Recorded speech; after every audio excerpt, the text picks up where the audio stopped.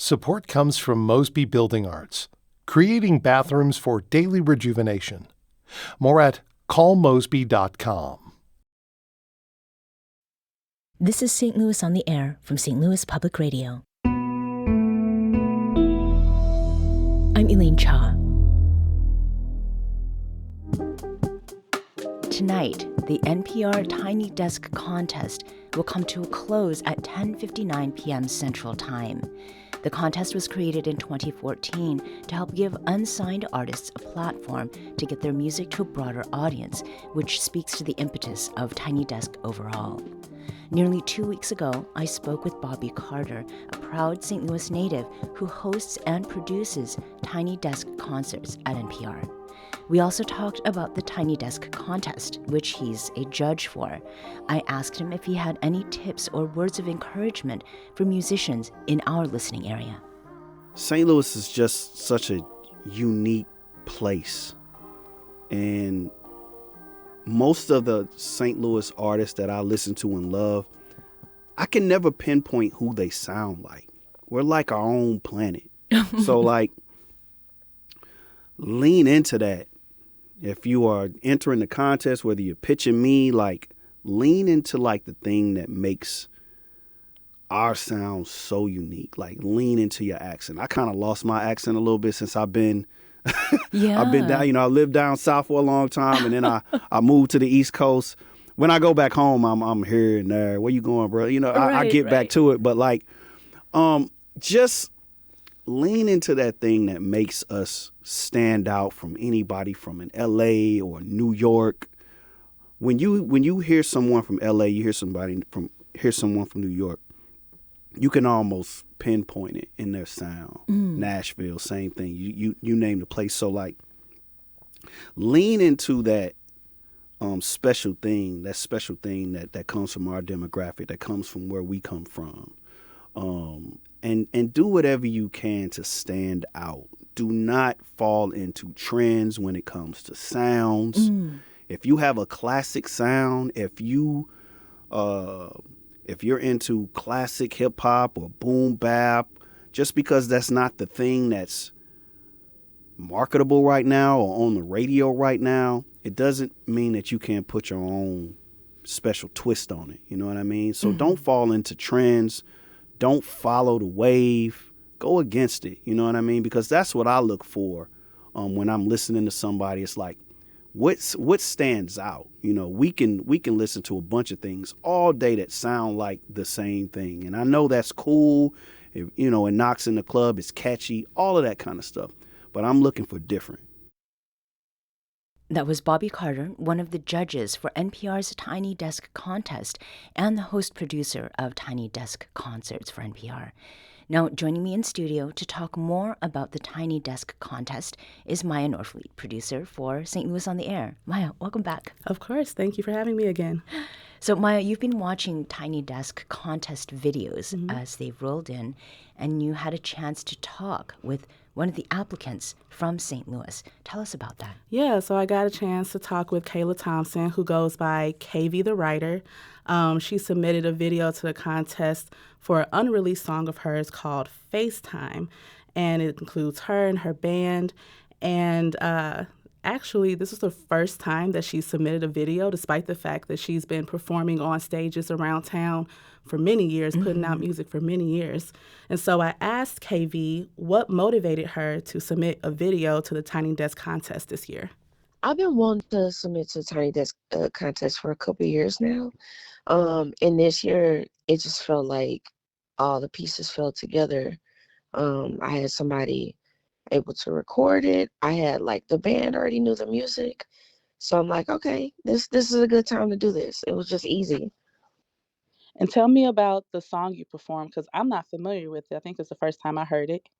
It is an unreleased song, and it's a funny story about that. So we were at the studio getting ready to start recording. The band just got there. They're getting settled in. And I'm sitting there reading reading the rules to the Tiny Desk. So yes, I took until we're about to record to read the rules. So we were originally supposed to do my song, You Don't Really Know. And I'm reading the rules and I'm like, dang, you can't perform a song that has a sample. I was like, y'all think we could perform You Don't Really Know? They was like, I'm like, well, it says, you can't perform a song with a sample, but we're doing the live version, and so it's not really a sample because like we're doing it live. They're like, let's not even risk it. I'm like, what song we about to do then? And I was like, well, we could do FaceTime because the band knows the song because we performed it at Workfest. And that was like our first time ever performing it, but it's unreleased. I haven't put the song out. And they were like, yeah, that's a good one to do. And so we just like, we ran through it twice and then we ended up just going with that song. Um, and that's the song that I'm going to put out this year. I've been holding on to it. I recorded it in 2023. But I'm like, yeah, this is gonna be a big record. So I kind of just been hanging on to it. But it worked out because the band already knew, the composition of the song because we performed it before. When we got to talk to Bobby Carter at NPR Music, we asked him, what, like the concert came first, and then just the last 11 years, there's been a contest for independent artists to get like their so-called breakthrough. What do hmm you how do you interpret what a breakthrough is as an independent musician? I think a breakthrough for me, I define it as um getting the audience or like an audience finding you that you don't normally have. Because right now I feel like I have a really big St. Louis audience, but I don't have a big Kansas City audience. I don't have a big Chicago audience, Atlanta audience. And I think it's getting fans from other cities and other places listening to your music. And that was rapper and songwriter KV the writer. So KV said that she was going to perform You Don't Really Know. And it was at the last minute that she realized she didn't really know the rules, right? Right. So let's go through some of those rules, Maya, especially, for those who maybe are listening to this and have been hesitating. Yeah, don't hesitate, because really the biggest thing is it's original music, no samples, perform it at a desk. Upload it to YouTube, put in your application by 10:59 p.m. There's other stuff like, be a resident of the U.S., Puerto Rico, the Virgin Islands, the District of Columbia, be at least 18 years old. Content-wise, it has to be suitable for general audiences. If you watch Tiny Desk, you can see how far you can go. That's as far as you can go, too. The video has to be under 10 minutes.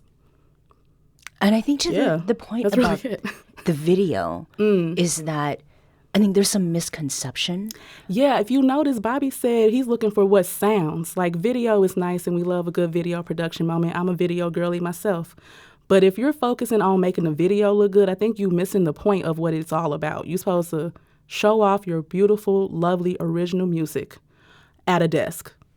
That's basically it. And the people who are participating that are in the video, what is there to know about that? What is to know? You can, so for example, you can perform with a backing track, like if you have backup vocals, but say you make it all the way to the end, whoever is in that video with you are the only people who will be invited to DC to perform with you. So for example, if you go watch Kayla's video, KV, the writer, her video, she has her band, she has her DJ, she has that backup vocalist. Like, everyone in that video, if she were to make it the distance, that's who's going to be able to come with her. If there's suddenly this other person, they're not going to be invited because they weren't in the video. Right.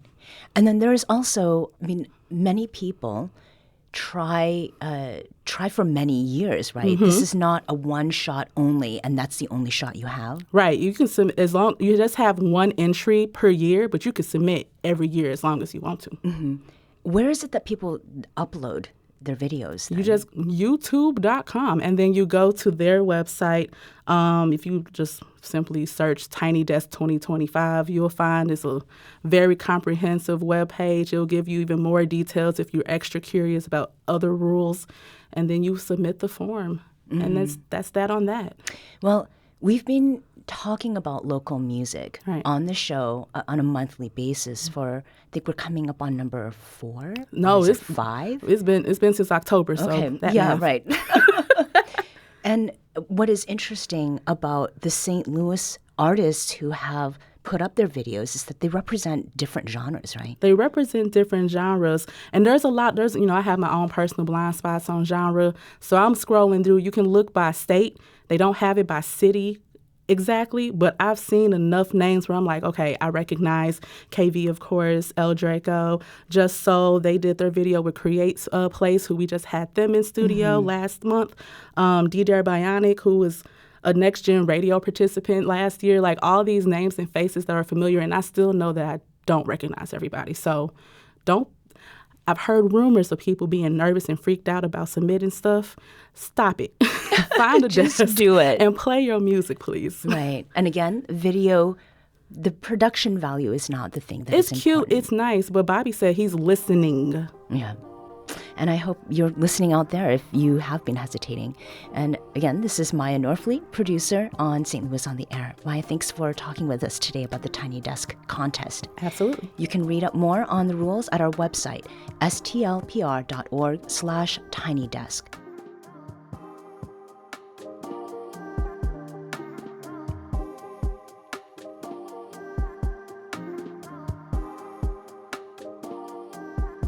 This episode was produced by Miya Norfleet. Our audio engineer is Aaron Dorr. This podcast was mixed and edited by Aaron.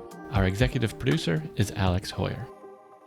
St. Louis on the Air is a production of St. Louis Public Radio.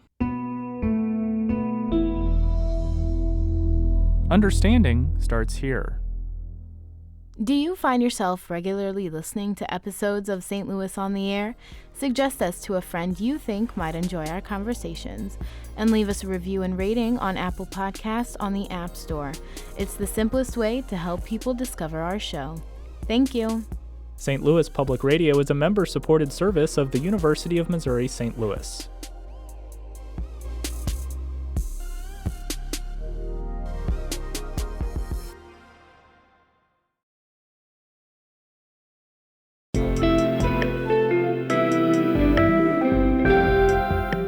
The Gateway brings you the day's news each weekday from around the St. Louis region and the state capitals in Jefferson City. Our schools are accredited.